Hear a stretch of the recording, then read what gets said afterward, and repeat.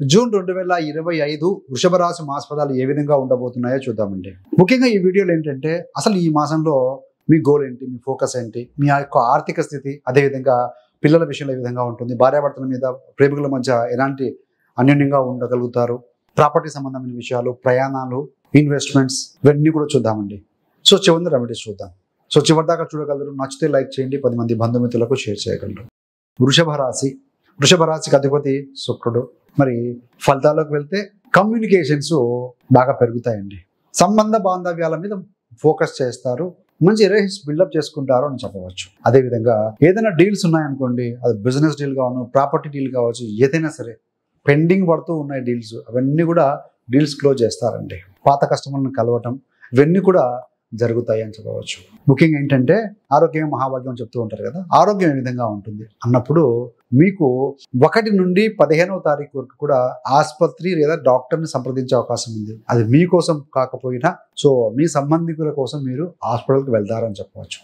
ఒకవేళ మీ పరంగా చూసుకున్నా మీరు వెళ్ళబోయే పరిస్థితి ఎలా ఉంటుందనంటే చర్మ సంబంధం కావచ్చు, స్కిన్ సంబంధం కావచ్చు, లేదంటే కొలెస్ట్రాల్ సంబంధంగా కూడా మీరు హాస్పిటల్కి వెళ్ళే అవకాశం కనబడుతూ ఉంది.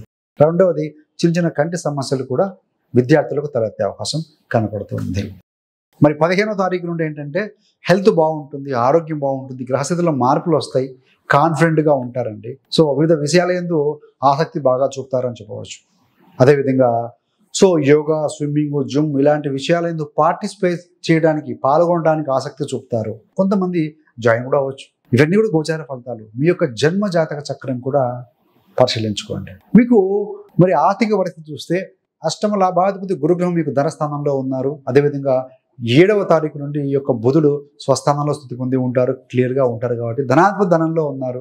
అదేవిధంగా చతుర్థాధిపతి రవి కూడా మీకు 15వ తారీఖు వచ్చి జాయిన్ అవుతారు కాబట్టి ఆర్థికంగా బలంగా ఉంటారు ఈ మాసంలో అని చెప్పవచ్చు. వివిధ మార్గాల ద్వారా ధనాదాయం అయితే కనపడుతుందని చెప్పాలండి. పాత అప్పులు ఏమైనా ఉంటే అవి మెల్లిమెల్లిగా క్లియర్ చేస్తారు, వాటి మీద ఫోకస్ చేస్తారు. అదేవిధంగా గతంలో ఏవైనా నిలిచిపోయిన పనులుంటే ఆ పనుల్లో పురోగతి ఉంటుందండి.